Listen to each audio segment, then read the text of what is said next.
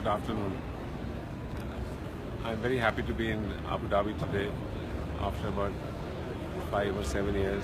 I find this place to have totally changed, and it's far more attractive for a tourist to come in, and it will help us now to promote tourism to Abu Dhabi or through Abu Dhabi. This convention is being held here at the Emperor Palace. The hotel is phenomenal, and I think the coordination and the hard work done by the convention committee is appreciable. Yesterday I was awarded the Lifetime Achievement Award, which was kind of a very humbling event and a very satisfying event that at the end of your life somebody has recognized you as a worthy contributor to the travel industry.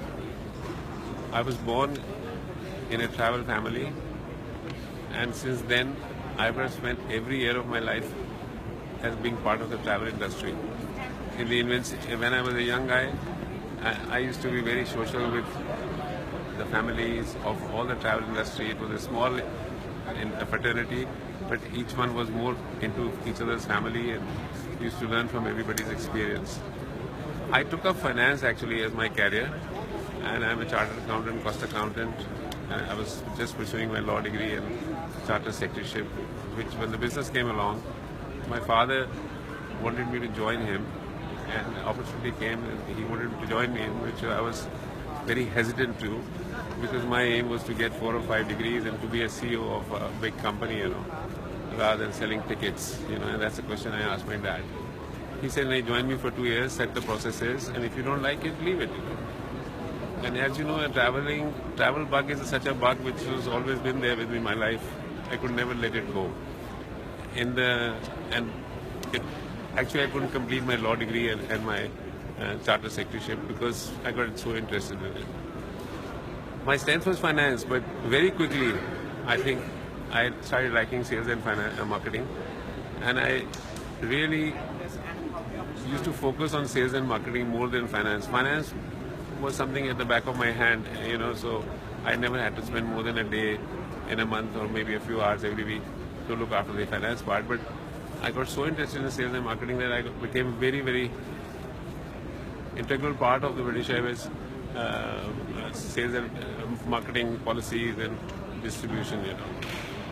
It was a great experience, and I remember in '87 I was able to suggest BA. They were thinking of some flight changes. I told them, I think you should be flying like this and not the way you have planned. A very long discussion in Bangkok for 4 hours, and British Airways finally agreed to do what I was suggesting. And I told them that you will gain at least £3 million more by revenue, which was in those days about 15% or 20% more than what they were expecting from the same number of aircraft and everything. Next year it was proven that we made 3 million more, and I had gained a lot of respect from London head office and the British Airways management here. And that was the kick-off point of my life. And then I was appointed DSA almost for the entire India. It was very exciting, but you got to keep looking at things, what's going to happen in future. And I am a guy who plans every 5 years. And God has been very kind to me. Like yesterday also I said, He's written a beautiful script of my life, So whatever I planned for 5 years, I've been able to achieve it. Even in British Airways, I worked with them for about 34 years. Never missed the target in the entire period. I happened to meet one of the marketing directors after I left the GSA. I happened to meet the marketing director, and he says, "What is one thing you'll be proud of having worked with BA?" I didn't want to talk about what I did for BA, but I told him one thing I must tell you. I never missed my targets, and I was well above my targets for the entire time. Even when the 9/11 happened, we were the few districts, one of the 3 districts in the world in British Airways which made the target. That was very satisfying. But in the 90s, one started feeling, that now the time has come for expansion. I was the only son of my parents. My father was now leading a semi-retired life, and but I had a handicap because whole of India, we didn't have the communications you have today, the cell phones, even an STD call could be 24 hours thing. So it was, a lot of traveling was involved, and I couldn't focus on something different. It was in 1998, you know, when my wife said, no, I want to do something different, you know. So she started with the travel boutique online. It was more of a, she said, "Man, I have so much social contacts, so why can't I?" So as a non-AATA, we started travel boutique online. Ankush came along and he wanted to do his MBA, so he wanted to be in India for a couple of years and go back to study. And I said, fine, you know. So he joined, and he, to my pleasant surprise, came out to be a very hardworking and a disciplined child, which I thought he was a very pampered and a spoiled child. And like he was a party man, you know. With work, he did not compromise, but at the same time, his parties also continued, you know. 2 years down, when he said, I will not go to US, but I will go to London, because London MBA was 9 months and US was. I said, you've grown so much in the business now, it's very difficult to leave it. If you leave it, people won't trust it and your business will go down. 3 days, I gave him 3 days to think about it. And he decided to stay back. And now you see what Travel Boutique Online has come out to be. And technology was something which I also thought was very important. I started developing, you know, for your information, I was one of the first ones to develop a software for travel agencies accounting, you know, and RBI reporting. And on my own, I hired somebody, and since 1985, we were on computers. But in 2001, I decided to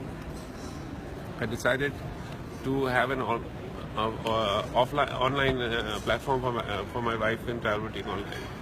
Having gone halfway through, I thought the market was not very receptive to it, so we scrapped it. 2005, when Ankush was doing very well, but you know, he's a very fast-moving, aggressive guy. He says, Papa, you know, what I'm working so hard, and we do a business of about 100 crores then, and I'm not going to get anywhere. I'm never going to make big money. I mean, that's the aim of making big money. And that is the time, you know, Make My Trip, Indigos, and all these airlines had started coming in, and I said, right time to go for a technology.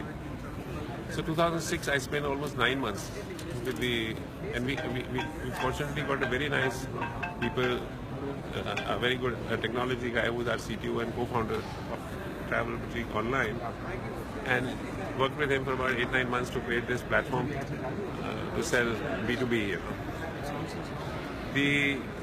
It was a soft start. People were not used to the technology. It took a couple of years before people realized this was an easy way of doing business. You know. So now we have, and Ankush, this all one thing I must tell you. He was one day was asking me. He said, "Dad, इस दिन कब आएगा जब मैं सो रहा हूँ और ticket बनेगी?" And today, you know what happens throughout the day. The tickets are being made, and Travel Boutique, I think, issues a ticket every 8 seconds now, and the aim is to make it even quicker. So his dream came true. Then we went on, because now the young boys were in the field, so I had the liberty to. My younger son also came along. I didn't want to put him in the airline industry because my dream of doing other businesses, other verticals was there.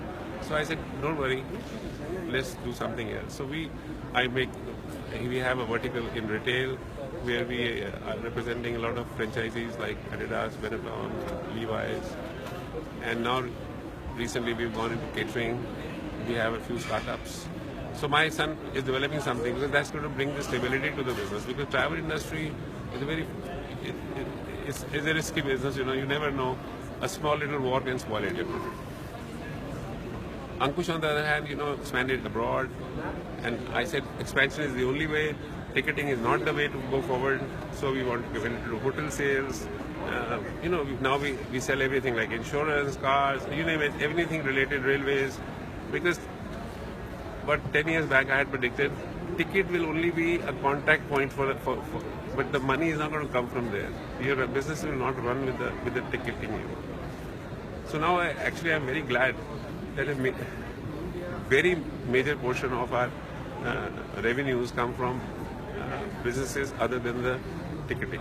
Hotels, we've grown. The focus was there.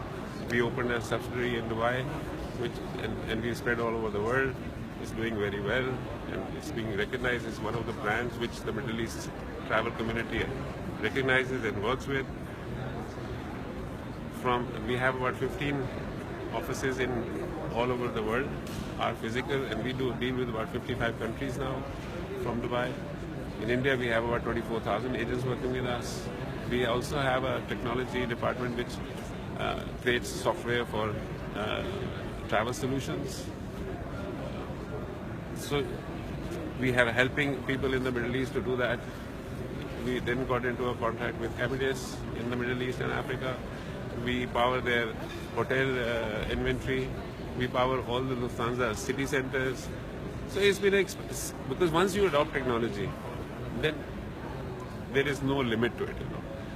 And today, when we have reached where we are, I think there are so many plenty of things, like we're now recently getting into small charter planes, you know, and starting with a company called Blue One. We've taken up an association with FX, again a technology company for distributing foreign exchange to our customers at a very competitive rate. There are things in store. People think if you get a lifetime award, you're a veteran, you know. I don't think so, because I think I've lived only till 6 p.m. of my life, as I said yesterday, and there are six hours to go. And God has been so kind, and I'm sure many exciting things are still in the script of my life. I think I still have a long way to reach the climax of my life. You know. I'd like to thank my parents for the way they brought me up, and I'd like to thank my family, my wife especially, because a very supportive woman. Sorry, I'm getting emotional, you know. And the boys, obviously. And what gives you a purpose in life is your daughter-in-laws and your grandchildren, right? And I'm thankful to the daughter-in-laws that to have given a very stable family life. You know, आजकल तो stable marriage ही problem है, but nothing in our family. We all live together, so that's another thing which talks about the unity of the family and the strength of the family. People don't understand this, but one of the mantras in life is you have your own people and you have a good bonding, you will succeed. Technology in the future, if you do not adopt, and some people have been very slow on it, is the only way forward. You will be left behind. And if you have not adopted technology till now, I'm not talking about technology in accounts and reservations. I'm talking about technology to get to your customer, to facilitate these services to the customer. You know, if you don't have a technology, have one. If you can't build one, buy one, share one, or you can rent it also. You know, and like a lot of people are doing white labeling, attaching themselves on an annual, yearly. That's the way forward, you know. And I think opportunities in the industry are many. I do not want to talk about the future plans, but there are many of them which will come to light in the next couple of years. Thank you, sir. Thank you very much.